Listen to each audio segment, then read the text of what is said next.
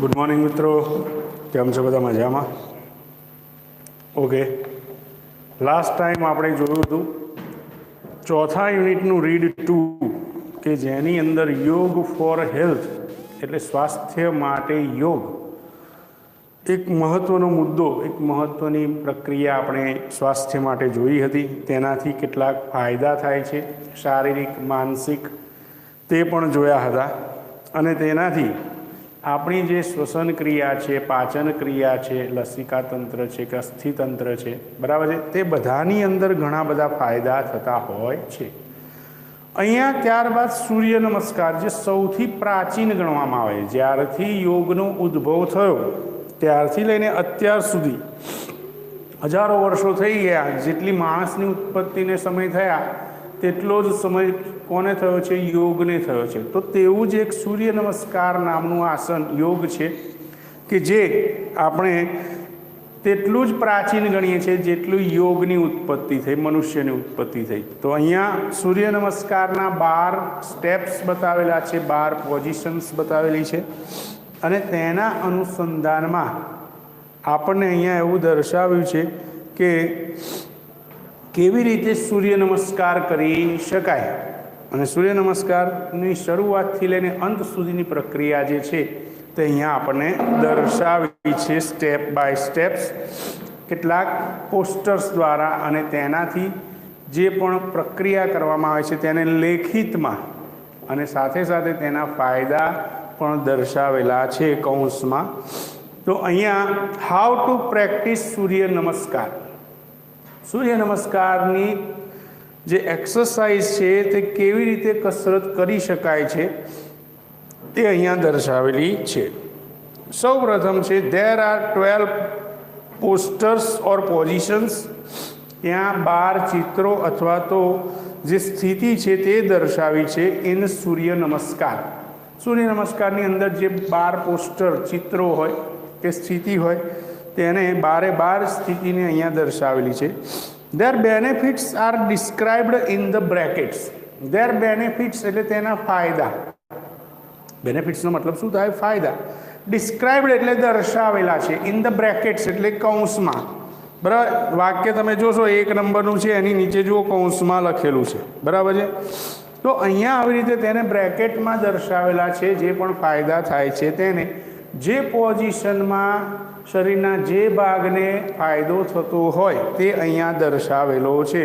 તમે વિદ્યાર્થી તરીકે પણ સૂર્ય નમસ્કાર કરો તો તમારી જે નિયમિતતા જળવાઈ રહેશે, સાથે સાથે માનસિક જે સ્થિરતા છે, કોઈને વાંચવાનો કંટાળો આવતો હશે, વાંચતા હશે પણ યાદ નહીં રહેતું હોય, તો આ બધી વસ્તુઓને શું કરી શકાશે? એ સોલ્વ થઈ જશે. બધા જ પ્રોબ્લેમ સારી રીતે થોડું વાંચશો પણ યાદ રાખી શકશો, બરાબર છે. તમારું એક શું કહેવાય કે એક પ્રકારની કોન્સન્ટ્રેશન જળવાઈ રહેશે, જેથી તમે આગળ જતાં ઘણા બધા ફાયદા તેના જોઈ શકશો. પહેલું છે stand with your feet together. બંને પગ ભેગા રાખીને જેમ સાવધાનમાં ઊભા રહેતા હોય તેમ ઊભું રહેવાનું છે, બંને પગ એકસાથે રાખીને.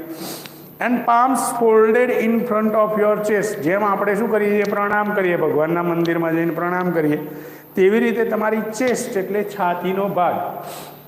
તો અહીંયા છાતીના ભાગ તરફ શું કરવાનું છે? તમારે 2 હાથ ફોલ્ડેડ એટલે 2 હાથ જોડીને ઊભા રહેવાનું છે.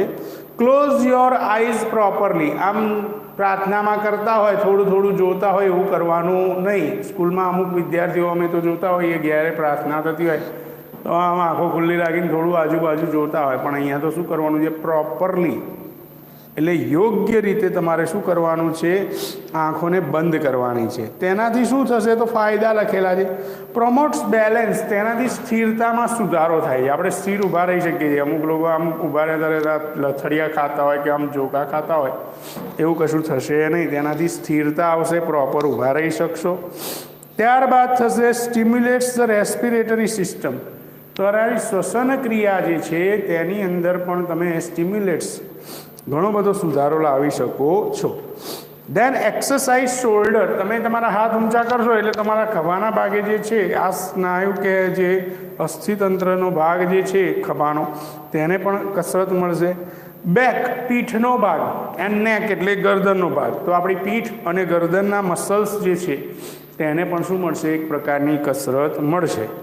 બીજું છે રેઝ યોર આર્મ્સ, તમારા હાથ ઊંચા કરો, ઓવર યોર હેડ, તમારા મસ્તકની ઉપર. જેમ પેલો એમ્પાયર 6 બતાવતો હોય એવી રીતે શું કરવાના? હાથ ઊંચા કરવાના એકદમ સીધા. And shoulder with palm touching each other, તમારા શોલ્ડર જે છે તે બંને હથેળીઓ એકબીજાને અડે અને તમારા શોલ્ડરનો ભાગ છે તે ત્યાં અડતો હોય તેવી રીતે. એન્ડ બાયસેપ્સ ટચિંગ, તમારા શોલ્ડરનો જે ભાગ છે તે અહીંયા ઊંચો કરવાનો છે જેથી આ તમારા બાયસેપ્સ છે તમારા કાનને સ્પર્શ કરે તેટલું ઊંચા કરવાના છે. દૂર નથી રાખવાના પણ એવી રીતે ઊંચા કરવાના કે આ બાયસેપ્સનો ભાગ જે છે તે ક્યાંક અડે, કાને અડે અને તમારી બંને હથેળીઓ ઉપર શું થાય? આમ ભેગી થાય.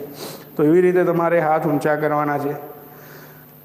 Touching your ears, stretch your abdomen as much as possible, તમારા આંતરિક સ્નાયુઓને જેટલા શક્ય હોય એઝ મચ એઝ પોસિબલ એટલે કે જેટલા શક્ય હોય તેટલા તમે ખેંચવાનો પ્રયત્ન કરો. એન્ડ લીન બેકવર્ડ, બેકવર્ડ એટલે પાછળની બાજુ, આમ થોડા શું કરવાનું છે? ઝૂકવાનું છે. લીન એટલે ઝૂકવું, નમવું. આવી રીતે સ્ટ્રેટ ઊભા છીએ તો આપણે શું કરવાનું છે? બેક સાઈડમાં થોડું શું કરવાનું છે? ઝૂકવાનું છે. એનાથી શું થશે? તો અહીંયા કહી શકાય એ પ્રોમોટ બેલેન્સ, તેનાથી સ્થિરતામાં સુધારો આવે છે. પ્રોમોટ ડાયજેશન, પાચન શક્તિ જેની નબળી હોય તેના અંદર શું થાય છે? ડાયજેશનની અંદર પણ સુધારો આવે છે. એક્સરસાઇઝિસ આર્મ્સ એન્ડ શોલ્ડર મસલ્સ, તમારા હાથ અને ખભાના સ્નાયુને કસરત મળે છે. ટોન ધ સ્પાઇન્સ, ટોન્સ એટલે યોગ્ય આકાર આપો. તમારા સ્પાઇન, સ્પાઇન એટલે શું થાય? કરોડરજ્જુ, અહીંયા લખેલું છે. તો સ્પાઇન એટલે કરોડરજ્જુનો ભાગ જે છે તેને શું થાય છે? એક પ્રકારનો ચોક્કસ આકાર મળે છે. પ્રમોટ્સ ફ્લેક્સિબિલિટી, તમારી લચકતા. જે આપણે શું કરીએ અમુક વાર કોઈ નીચું નમશે, આ દુખાવો થઈ ગયો, પેલી મોંની એડ આવે છે આમ નીચે ઝૂકે શું થઈ જાય? દુખાવો થઈ જાય. બરાબર છે? તો આવી રીતે તેની અંદર લચકતા રહે છે. એટલું તમે વળો, ઊંચા નીચા થાવ, બરાબર છે, તેનાથી કોઈ ફરક પડે નહીં. સ્પાઇન એકદમ લચકદાર બની જાય છે.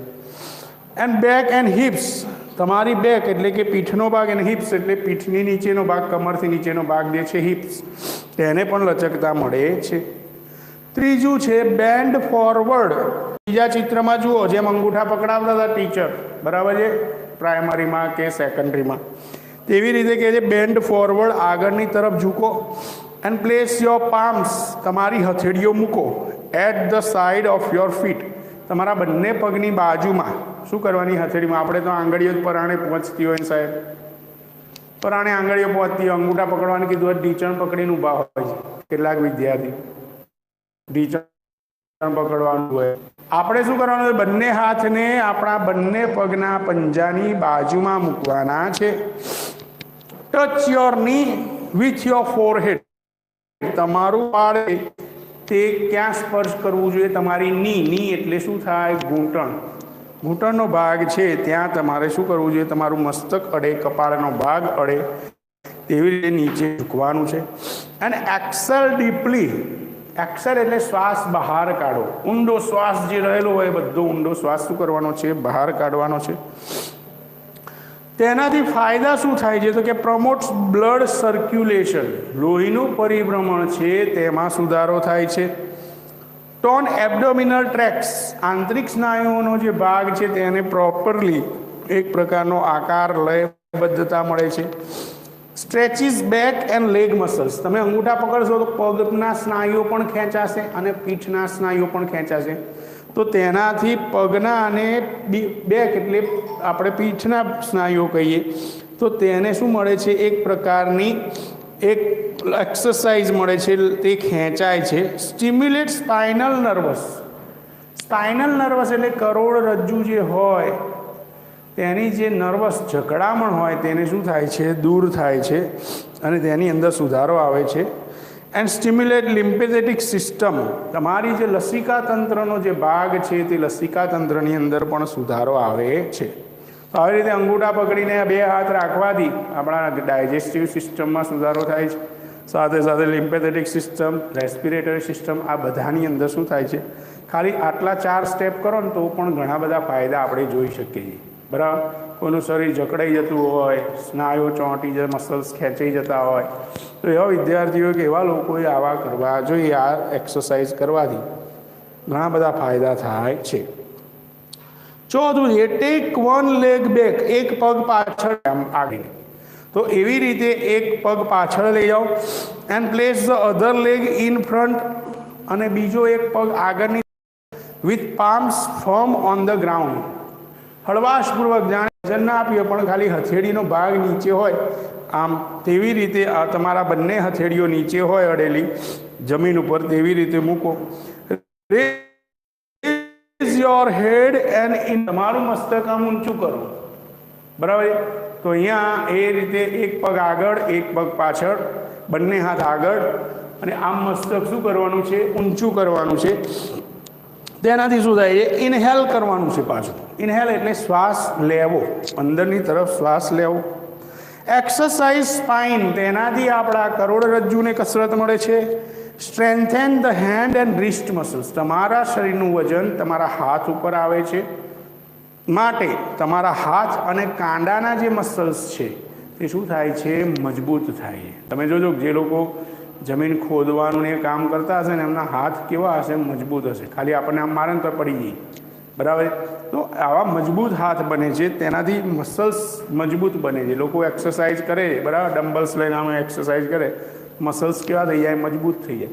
તો જેટલી કસરત તમારા મસલ્સને મળશે એટલા જ એ શું થશે?